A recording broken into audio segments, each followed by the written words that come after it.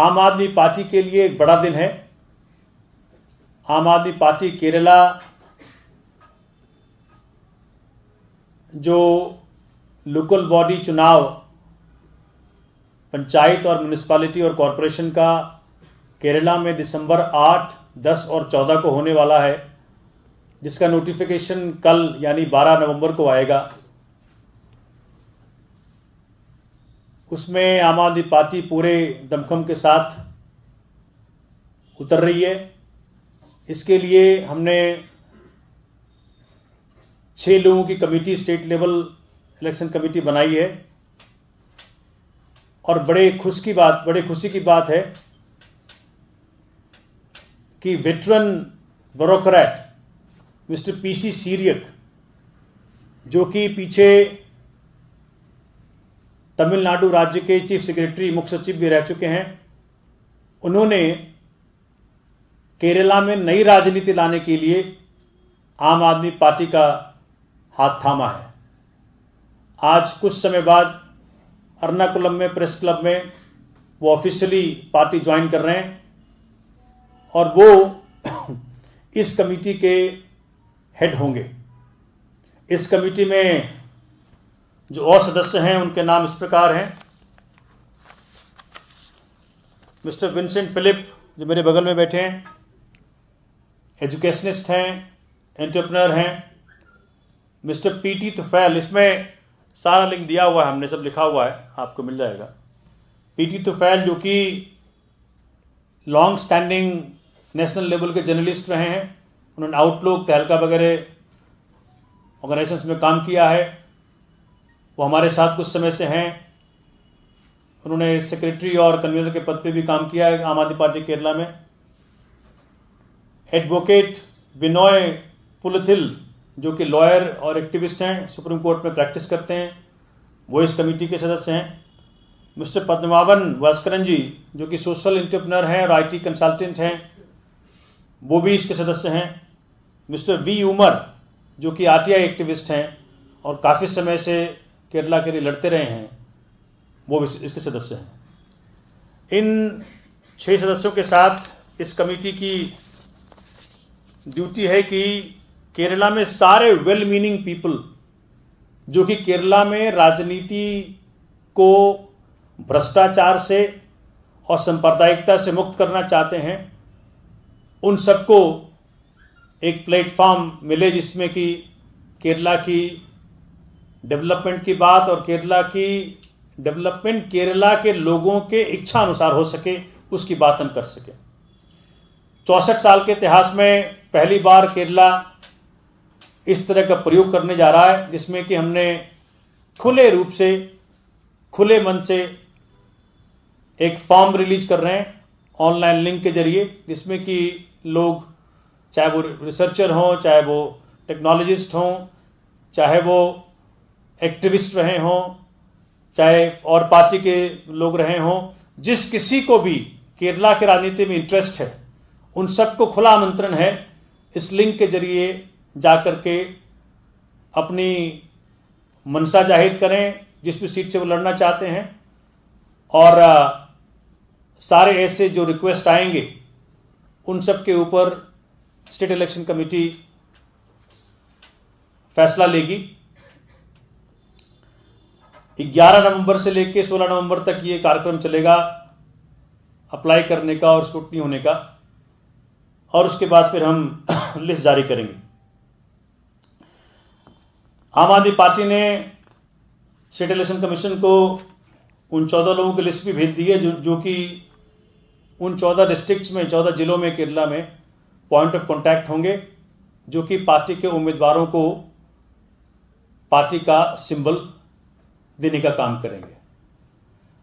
और आम आदमी पार्टी की तरफ से दिल्ली के मुख्यमंत्री माननीय श्री केजरीवाल जी की तरफ से मैं श्री पीसी सीरियक का पार्टी में हार्दिक स्वागत करता हूं कि उन्होंने काफ़ी समय लिया, 15 से मेरे साथ काम कर रहे थे, बातचीत चल रही थी, लेकिन अब जाकर के उन्होंने फैसला लिया, तो बड़ा सोच समझ के फैसला लिया कि आम आदमी पार्टी ही बदलाव कर पाएगी वो राजनीति ला पाएगी जो कि केरला को जरूरत है। धन्यवाद। See, that's why I said, because we are giving an open invitation. So anybody and everybody who's desirous of changing politics in Kerala through Aam Aadmi Party, who believe in Aam Aadmi Party kind of politics, in the politics of Sri Arvind Kejriwal, in the politics of health and education, in the politics of reform, in the politics of seva, serving, they all are welcome.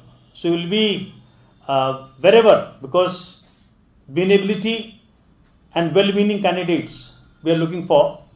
So we have started receiving applications, and we already have a set of people already in place who are scrutinizing all those applications. So with your press conference you have mentioned, you are changing your political stand on one thing, because you have been supporting LDF in the last elections there, and LDF has also supported, the left parties have supported here. But now you are changing the stand in Kerala, you are going against left. We are here for Aam Aadmi Party politics. We are not here to support any other politics. In politics, there is nothing which is fixed. So when Aam Aadmi Party itself is venturing into electoral politics in Kerala, so there is no question of supporting anybody else. Thank you. Delhi का model है, क्या campaign में वहाँ इस्तेमाल करेंगे सोमनाथ जी? तो दिल्ली का जो मॉडल है दिल्ली की सरकार का, उसका इस्तेमाल आप वहाँ कैंपेन में करेंगे, चुनावी मुद्दा को? आपको जान के बहुत हैरानी होगी कि केरला में जो वेल एस्टैब्लिश्ड लोग हैं समाज के, वो ऑलरेडी इस बारे में चर्चा कर रहे हैं कि जो केजरीवाल मॉडल ऑफ गवर्नेंस है उसको केरला में आना चाहिए। मतलब मुझे जान के ये बहुत ही हर्ष हुआ। केरला चूंकि सबसे लिटरेट स्टेट है देश में, उसके बावजूद जो एजुकेशन मॉडल केजरीवाल साहब का है उसकी चर्चा है केरला में, उसकी मांग है केरला में। तो ये बड़े हर्ष की बात है। You are also saying that CPM is ruled by hate politics. Is it you are against in Kerala in CPM? See, everybody is aware of what is happening during the tenure of LDF. Violence has become some sort of rule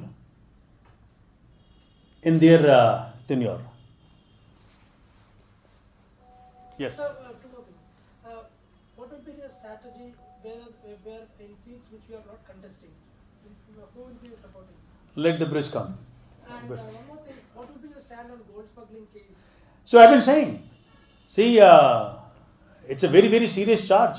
For the first time in history, a serving IAS has been arrested on such a serious charge. And it's a matter of shame for Kerala. So this will be the main poll campaign issue also.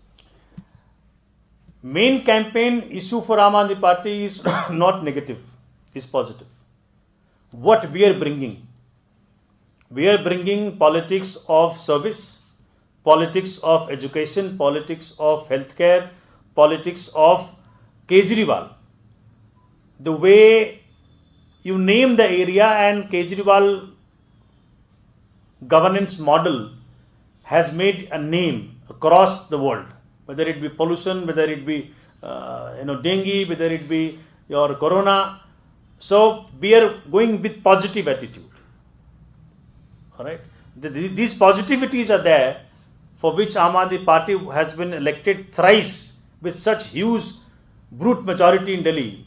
So if people of Delhi, which does include people of Kerala too, okay, around 10 lakhs of people of Kerala, to my knowledge, are there in Delhi. So they have also voted for Aam Aadmi Party. And Aam Aadmi Party was the only party which talked about establishing a Malayalam academy in Delhi. So this is a huge thing. I mean, no Congress could think of, no BJP could think of, no left could think of this. For the first time, it is Aam Aadmi Party which has established this academy, Malayalam Academy. So you spoke about LDF and UDF, but you have not mentioned about BJP. BJP is our number one enemy. BJP is not only our number one enemy of the country. So if the country has to be put on the right path of development and prosperity, then BJP has to be defeated by all means. Thank you. This time CPM also. Sure enough, because we are into electoral politics, so we are not tying up with CPM to contest this election. Thank you.